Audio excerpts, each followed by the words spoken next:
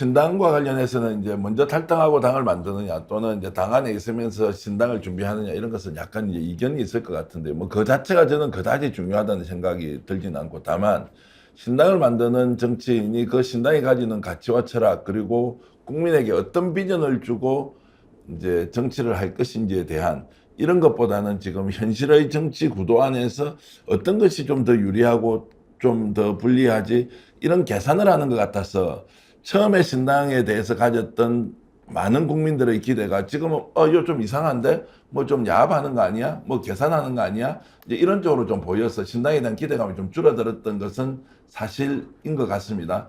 연조연께 여쭤보면 지금이라도 이준석 전 대표는 나와서 신당을 차리고 되든 안 되든 승부를 봐야 한다 이런 쪽으로 전 잘 모르겠어요. 저한테 물어보시지 마시고 그거는 그 사람이 알아서 할 문제니까. 네. 뭐냐 하면 신당은 지금은 신당이 아니에요. 이거는 분당이지. 네. 네. 현재의 모습은 신당이 아니라 신당이 분당이다. 아니고 분당이에요. 예. 저는 이런 식의 어떤 상황은 굉장히 바람직하지 않다. 그래서 뭐냐 하면 국민들이 기대했던 것은 신당이에요. 그런데 지금 현재 양상은 분당으로 치닫고 있어요. 양쪽 다.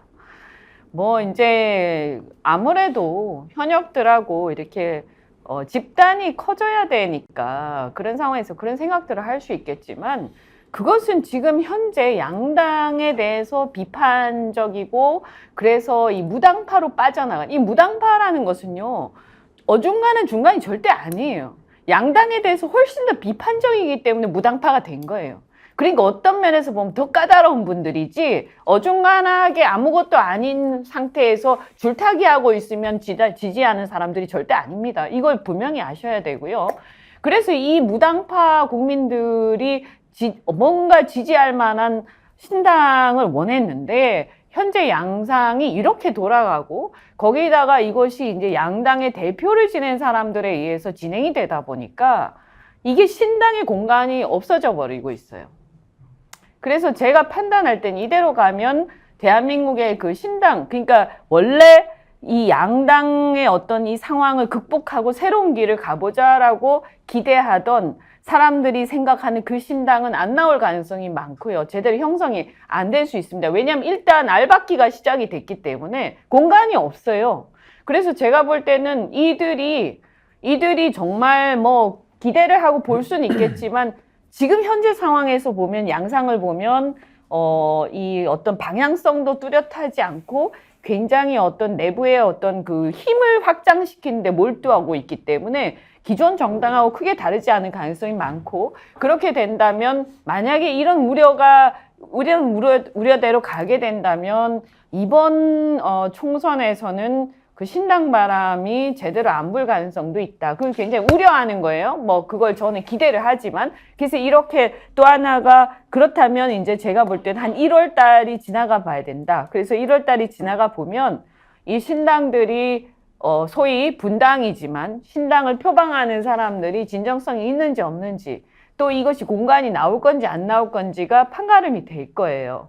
그래서 저 같은 경우는 정말 이 소위 말해서 제3의 길 또는 새로운 길에 대해서 그동안 계속 제가 그것을 추구해 왔던 사람이기 때문에 지금 이런 상황에서 전개되는 곳에는 현재는 참여할 생각이 없습니다. 네.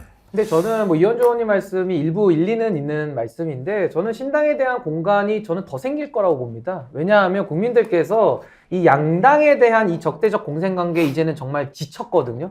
근데 저는 그 지쳤는데 그 문제를 또 해결을 못 해내니까 삼지대가 줄 것이다. 아니요, 저는 더 국민들이 아니, 그게 아니고 저는 조금 더 국민들께서 더 올바른 세력들이 누구냐를 전 더 눈을 부릅뜨고 더 찾을 거라고 저는 보고요. 그래서 저는 이게 이런 것 같아요. 그 힘의 원천을 저는 어떻게 이해하느냐라고 보는데 이 사회를 어떻게 바꿀 것이냐. 지금 제도권에 있는 정치인들은 그 안에 있는 국민들이 신뢰하지 않는 힘의 부분을 가지고서 이게 진흙을 이렇게 뭉치듯이 이렇게 뭉쳐가지고 덩어리로 한번 넘어가 보겠다라고 하니까 저는 국민들과 이게 핀트가 맞지 않는다. 저는 이렇게 보는데요.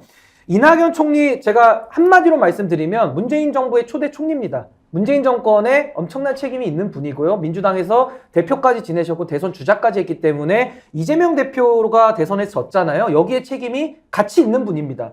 이준석 대표는 그 강제 축출을 당해가지고 상당히 어려운 시간을 보냈고, 저도 그때는 뭐 함께 제가 저항도 하고 이렇게 했지만은, 냉정하게 말하면은 윤석열 대통령에 대해서는 탄생에 책임이 있는 거예요. 저도 책임이 있기 때문에 저도 그 부분에 대해서는 저도 국민들께 정말 죄송한 마음을 가지고 다시는 이런 윤석열이라고 하는 정말 뭐 정치 빌런이라고 해야 되나, 정말 이쪽 저쪽을 다 속여가면서 자신만의 그 이익을 극대화했던 세력에 대해서 저도 두 번 다시는 이 역사가 반복되지 말아야겠다라는 생각으로 신당을 하고 있는 거거든요. 그러니까 저는 문재인 정권과 윤석열 정부에 대해서 일정 부분 책임이 있는 분들은, 지금 이분들은 힘의 원천을 국민에게서 찾는 게 아니라 내부에서 누구와 친해가지고 더 세력을 빼와서 하겠다. 이러니까 저는 첫 돌부터 뭐가 좀 잘못 놓고 있다라고 저는 보는 거예요. 그러니까 힘이 약화되니까 또 어떻게 하느냐? 뭐 금태섭, 뭐 양양자, 이준석, 이낙연, 뭐 이렇게 지금 얘기들이 나오고 있기 때문에 저는 이런 소위 말하는 빅텐트론에 대해서 저는 반대고요.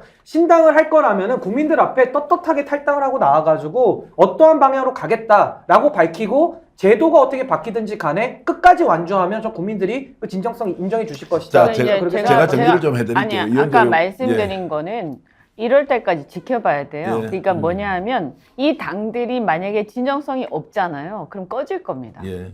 그 다음에 뭐 굉장히 짧은 시간이지만 뭐가 있을 수도 있고 바람이 불 수도 있고 안 불 수도 있지만, 지금 이분들에 대해서는 지금 사람들이 다 매의 눈으로 보고 있는 거예요. 예. 근데 현재까지 스코어로 보면 이렇게 가면 굉장히 어렵다. 그것은 국민들이 바라는 것은, 국민들이 바라는 신당의 모델이 아니라 그냥 단지 그동안에 계속 반복돼 왔던 분당 또는 이합집산, 합종연행, 이것에 뭐 그냥 리바이벌에 불과하기 때문에, 사실 제가 바른미래당 해봤지만 그래가지고 다 망한 거 아니에요.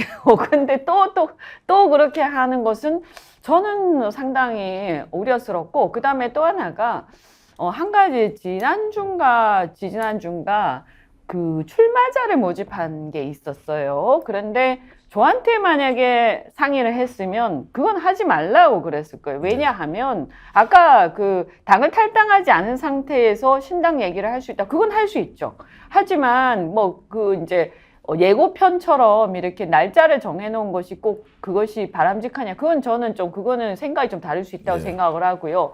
거기에서 더 나아가서 출마자를 모집하는 것은 저는 그것은 상당히 결례를 한 거라고 봐요. 왜냐하면 나는 나갈지 안 나갈지 잘 모르겠는데, 신당을 할지 안 할지 잘 모르겠는데, 그런데 나한테 저 출마할 사람 신청해라. 이것은요, 그분들한테도 예의가 아니고 지지자들한테도 예의가 아닌 거예요. 근데 그런 것을 주위 사람들하고 상의를 안 했는데, 만약에 저한테 물었으면 전 절대로 그런 것은 해서는 안 된다라고 조언을 했을 거예요.